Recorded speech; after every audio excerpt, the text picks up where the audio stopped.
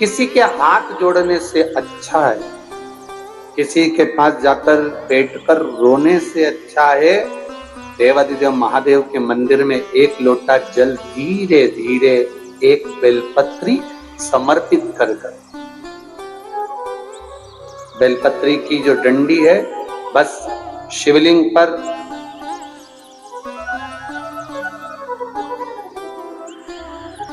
ये शिवलिंग, ये जलाधारी, ये माता पार्वती जी का हस्त कमल शिवलिंग, ये बेलपत्री, ये दंडी का जो मुख है वो अशुक सुंदरी की ओर समर्पित कर एक लोटा जल धीरे धीरे बिल्कुल धीरे धार में अपने हृदय की बात बाबा से दिल से कहते हुए, बाबा बहुत दुखी, बहुत कष्टमय जीवन, बाबा बहुत तकलीफ में जीवन चल रहा है और तू ना संभालेगा तो संभालेगा। त्वमेव माता च पिता त्वमेव बंधुश्च सखा, सब कुछ तो तुमको मान लिया। जब से शिव महापुराण की कथा सुन रही हूं तब से मैंने किसी को नहीं, केवल आपको पिता माना है, आपको भाई माना है, आपको सखा माना है, आपको अपना माना, आपको दादा माना, आपको मैंने नाना। आप ही तो हैं जो संभाल सकते हैं। शिव बाबा से एक लोटा जल अगर समर्पित कर रहे हैं धीरे धीरे, कभी तुम्हारे चित्त में ऐसा आए कि मुझे बहुत टेंशन चल रहा है और मेरा जीवन ठीक नहीं चल रहा, हम कहेंगे, आज के जमाने में लोग हताश हो जाते हैं तो सोचते हैं कि सुसाइड कर लूं, मर जाऊं। हम उनसे इतना सा कहना चाहेंगे कि मरने का प्लान फिर बाद में कर, हम तुमको मना नहीं करेंगे कि तुम मरने का प्लान मत बनाओ। तुम्हारा मन हो तुम बाद में प्लान बनाना, एक बार विचार कर लेना कि अभी नहीं मरूंगा।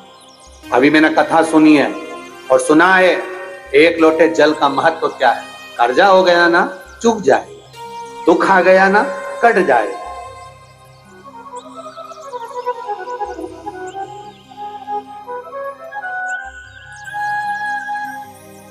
कर्जा भी हो गया तो कटेगा, मिटेगा। मरना उसका कोई एक प्लान नहीं है कि कर्जा तुम मर जाओगे तो कर्जा तुम्हारा चुक जाएगा। ना ना ना ना, कर्जा हो गया ना चुकाएगा बाबा। तुम्हारा विश्वास दृढ़ रखो, अपने भजन के बल को बढ़ाओ, शिव मंदिर में जाने का समय का आनंद पाओ, शंकर जी पे एक लोटा जल चढ़ाओ तो दिल से चढ़ाओ। राम नाम, कृष्ण नाम, शिव नाम जो जप रहे हो उसको दिल से जपो, भगवान की भक्ति दिल से करो।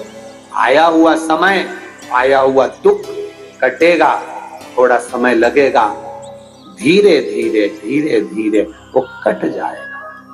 वो बर्तन होता है ना बहुत काला हो जाता है तो उसको माताएं रगड़ती है, वो साफ नहीं होता तो फिर क्या करते हैं उस बर्तन को। अगर बर्तन साफ नहीं हो ना तो फिर उसको क्या करते हैं, उसमें छाछ भर देती है, दही भर देती है, नींबू लगाकर छोड़ देती है, खट्टी चीज से वो साफ हो जाएगा। तो थोड़ा अगर समय लग रहा है और लगे कि तुमको कि ये ठीक नहीं हो रहा है तो समझ लेना कि भगवान ने भी कोई छाछ भर दी होगी। भगवान सुन क्यों नहीं रहा, भगवान ने भी कोई दही भर दिया होगा। ये समर क्यों नहीं रहा, ये ठीक समय आ क्यों नहीं रहा, आएगा। थोड़ा बाबा पर भरोसा रखो, विश्वास रखो, सारी समस्या का हल एक लोटा आप बाबा को समर्पित करो। बोल बम का नारा है, बाबा एक, उसके सहारे जियो ना। हम क्यों संसार वालों के सहारे। एक तमिलनाडु में नंदनार नाम का एक मजदूर रहता था जिसको बधुआ मजदूर कहते हैं। बधुआ मजदूर मतलब किसी के यहाँ, किसी सेठ के यहाँ, किसी धनपति के यहाँ किसी को बेच दिया जाता, ये आज से तुम्हारा नौकर है।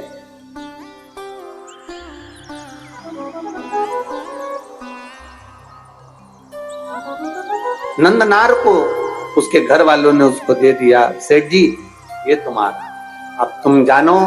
पैसे ले लिए, नंदनार उनके यहाँ काम करने लगा। नंदनार खेती का काम करता, मजदूरी करता और दिन भर उससे काम करवाते हो, पैसा में खरीदा है तो फिर तो काम करवाएंगे। इसीलिए तो हम आप लोगों से कहते हैं लड़का लड़की की शादी करो तो पैसे से मत करो कि साहब हमने 10 लाख रुपए लूंगा, एक गाड़ी, फ्रिज, कूलर, वॉशिंग मशीन सब देना पड़ेगा, तब मैं लड़के की शादी तुम्हारे यहाँ करूंगा। मतलब तुम लड़के को बेच दिए हो। अब लड़के को तुमने अगर ससुराल वाले को बेच दिया है तो ससुराल वाले, अब तुम ये मत कहना कि तुम्हारा छोरा है, तुम्हारा बेटा है। तुमने एक गाड़ी, एक फ्रिज, एक वॉशिंग मशीन, एक इतना सोना, चेन, अंगूठी, मोबाइल, पर्स, इसके चक्कर में तुमने अपने लड़के को लड़की वालों को दे दिया। अब तुम ये छोड़ दो कि लड़का तुम्हारा है। अब वो तुमको पापा जी भले कहले पर तुम्हारा सम्मान नहीं करेगा, सम्मान वो अपने ससुर का करेगा। क्योंकि 10 लाख की गाड़ी, एक फ्रिज, एक वॉशिंग मशीन, एक 2 जोड़ कपड़े में तुमने बेच दिया। अब बेच दिया तो वो आदर उनका करेगा। आपको बोलेगा पापा, उनको बोलेगा पापा जी। आपको बोलेगा मम्मी, उनको बोलेगा मम्मी जी। बोलना पड़ेगा क्योंकि जगदम्बा वहीं खड़ी है। नहीं बोलेगा तो ये चंद्र घंटा घंटा बजा दे। बोलना पड़ेगा, खरीदा है। घर में बहू लेकर आना, कार वाली कभी मत लाना, संस्कार वाली लेकर आ जाना। कार वाली बहू मत लाना बाबा, संस्कार वाली लेकर आना। जब संस्कार वाली बहू हमारे घर में प्रवेश करती है तो वो हमारे जीवन को सार्थक करती है। विद्वत ब्राह्मण जन, भूदेवता, पृथ्वी के देव ब्राह्मण जन जब किसी लड़का और लड़की की पत्रिका मिलाते हैं, गुण मिलाते हैं, तो वो यही देखते हैं कि संस्कारवान लड़की इनके घर में प्रवेश करे। भूदेव यही चाहते हैं। ब्राह्मण यही पूजन पाठ के माध्यम से आपको वर प्रदान करते हैं। ब्राह्मण देवता आपको ये वर देने का प्रयास करते हैं कि आपके घर में सुख समृद्धि, सुख शांति, वैभव, प्रतिष्ठा सब बनी रही। ये भूदेव का एक आनंद है, ये ब्राह्मण देव का एक आनंद है।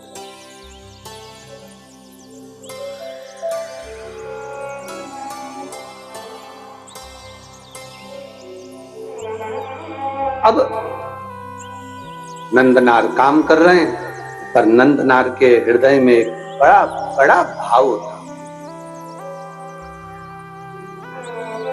नंदनार जिस सेठ जी क्या काम करते थे उस गांव से 25 किलोमीटर दूर तिरुपुंगुर नाम का एक शिव मंदिर है तमिलनाडु में। तिरुपुंगुर 25 किलोमीटर दूर था वो मंदिर। नंदनार शिव की भक्ति में रमे रहते थे, खेती करते, काम करते, डलिया धोते। सेठ भी ऐसा कि 24 घंटे में से केवल 4 घंटा उसको आराम करने देता, बाकी का 20 घंटा उसको रधेड़े रखता, काम करवाता रहे। वो भी बेचारा मजदूर था, बधुआ था, बंधा हुआ था, कर रहा। निवेदन आप सबसे, धन से किसी को बांधने का प्रयास मत करो। धन और भय से कभी मत बांधना। आज तक इस शिव महापुराण की कथा में आपको कभी भय नहीं बताया कि तुम अगर शंकर जी को जल नहीं चढ़ाओगे तो तुम्हारे साथ ऐसा हो जाएगा, तुम अगर शंकर जी का व्रत छोड़ दोगे तुम्हारे साथ ऐसा हो जाएगा, तुम अगर शंकर जी के साथ ऐसा करोगे तो तुम्हारे साथ ऐसा हो जाएगा। क्योंकि शिव महापुराण में कोई भय लिखा ही नहीं है। ये तो दुनिया के लोगों ने शंकर भगवान को भय बना दिया। शिव जी क्रोध के देवता हैं, रुद्र देवता हैं, गलत करोगे गुस्सा करेंगे, गलत करोगे ऐसा हो जाएगा। शिव महापुराण की कथा कहती है शंकर भगवान को पशुपतिनाथ कहते हैं। पशुपतिनाथ मतलब पशुओं का भी वो देवता है, साधारण सा नहीं, वो भोला है। उसको क्रोध तो केवल तब आता है जब उसके भक्तों पर विपदा आती है, और वो विपदा कटती नहीं, तब मेरे महादेव को क्रोध आता है। हर कभी शिव जी को क्रोध नहीं आता, हर कभी शंकर भगवान को क्रोध नहीं आता। घर में रहने वाली माँ को हर कभी क्रोध थोड़ी ना आता है। घर में रहने वाली स्त्री को, घर में रहने वाली बहू को हर कभी क्रोध नहीं आता। जब देवरानी जेठानी में क्रोध कब आएगा? देवरानी जेठानी की झगड़ा होगा तो गुस्सा नहीं आएगी, पति की बात होगी तो झगड़ा नहीं, क्रोध नहीं आएगा। देवरानी जेठानी में लड़ाई होती है केवल औलाद के चक्कर में, बच्चों के चक्कर में। जब अपने पुत्र की बारी आती है और बच्चे के साथ अगर कोई बात हो, अगर जेठानी ने डांट दिया, देवरानी ने कुछ कह दिया, किसी ने कुछ कह दिया, मोहल्ले के लोगों ने कुछ कह दिया, बच्चों के चक्कर में, जब घर की बहू, घर की दादी, घर का बुजुर्ग, घर का बड़ा अपने बच्चों के चक्कर में क्रोध कर सकता है, तो मेरा महादेव भी अपने भक्तों के चक्कर में क्रोध कर सकता है। जब उसके बच्चों को चोट पहुंचे, उसके हृदय को चोट पहुंचे।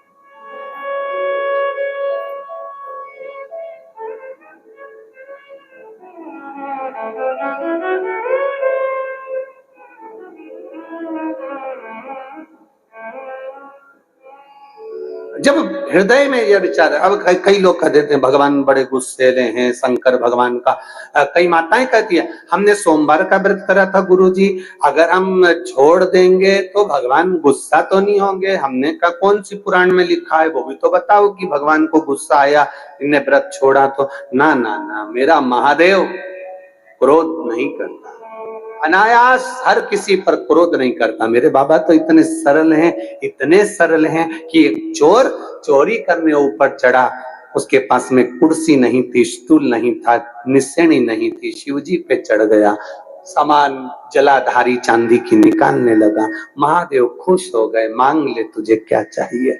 वो चक्कर खा के नीचे गिर गया, मैं तो चोटा चोर।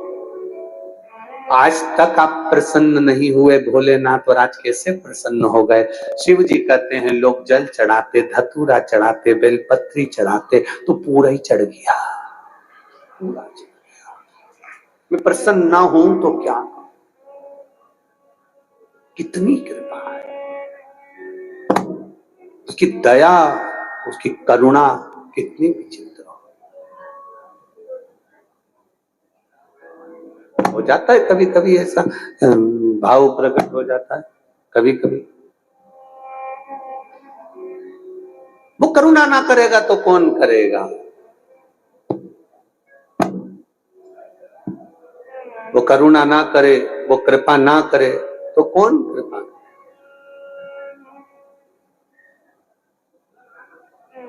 तो वो एक लाइन गुनगुनाते ना, ओ पालन हारे निर्गुण न्यारे,